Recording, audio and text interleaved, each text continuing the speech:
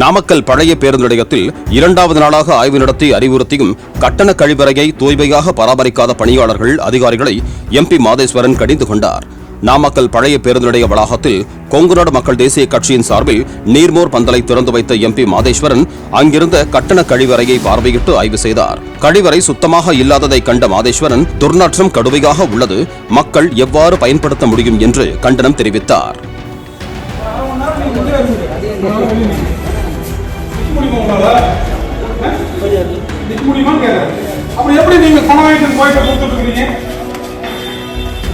நிக்க முடியல, எப்படி பணம் வாங்கிட்டு உங்களால நீங்க